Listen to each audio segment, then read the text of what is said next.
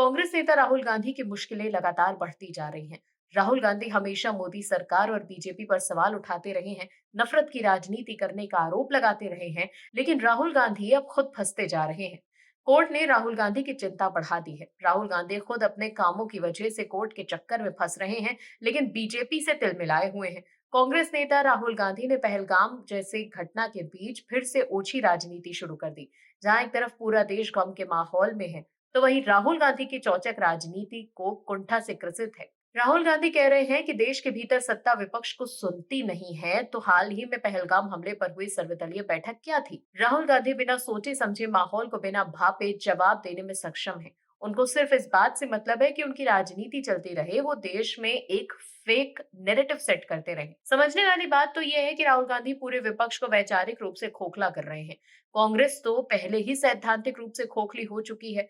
गांधी के पास से कोई विजन नहीं दिखा पहलगाम जैसे आतंकवादी हमले को रोकने का, तो वो बस मोदी सरकार को कोसने में ही व्यस्त दिखे। दर्शकों, कैसे कोर्ट के चक्कर में फंसने के बाद राहुल गांधी बेचैन हैं, बताते हैं आपको इस रिपोर्ट में। हाल ही में राहुल गांधी को सुप्रीम कोर्ट ने तगड़ी फटकार लगाई थी और कहा था कि जब ज्ञान ना हुआ करे तो कुछ बोला भी मत करो। समझने वाली बात यह है कि राहुल गांधी सिर्फ लोगों को गुमराह करने की कोशिश करते हैं, जिसको लेकर के समय पर उनकी फजीहत होती रहती है। वीर सावरकर पर टिप्पणी मामले में राहुल गांधी की मुश्किलें कम होने का नाम नहीं ले रही। अब पुणे की एक एमपी एमएलए अदालत ने वीर सावरकर के एक रिश्तेदार द्वारा दायर मानहानि के मामले में लोकसभा के नेता प्रतिपक्ष को तलब किया है।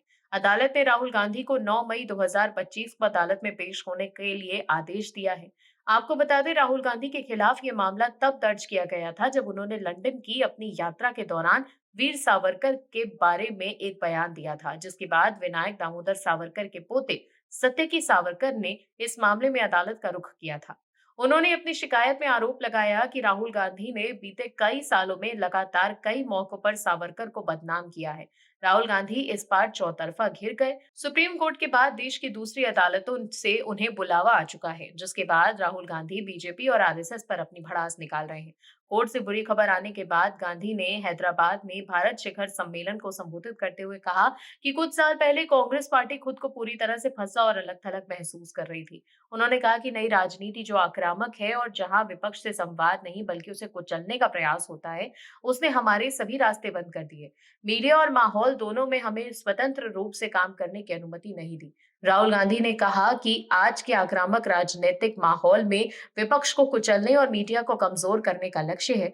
गांधी ने यह भी बताया कि इस स्थिति में कांग्रेस ने अपने इतिहास में झांका और कन्याकुमारी से कश्मीर तक की भारत जोड़ो यात्रा निकालने का फैसला किया। उन्होंने कहा कि इस यात्रा से मैंने दो बातें सीखी। पहली, हमारे विरोधियों के पास गुस्सा, डर और नफरत का एक अधिकार है। हम उनसे इस मैदान पर कभी मुकाबला नहीं कर सकते।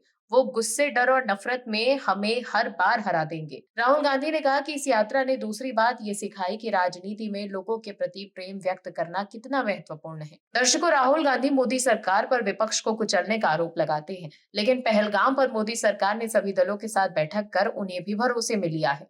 वहीं राहुल गांधी जिस तरह से वीर सावरकर जैसे स्वतंत्रता सेनानियों का अपमान करते हैं, उसके लिए उन्हें सुप्रीम कोर्ट ने फटकार भी लगाई। शीर्ष अदालत ने कहा है कि राहुल गांधी स्वतंत्रता सेनानियों को लेकर गैर जिम्मेदाराना बयान ना दे। राहुल गांधी सब कुछ करके देख चुके हैं, लेकिन फिर भी उनकी सियासी लॉन्चिंग नहीं हो पा रही। Bureau report, OMH news. आप दर्शकों से विनम्र निवेदन है कि चैनल को सब्सक्राइब जरूर करें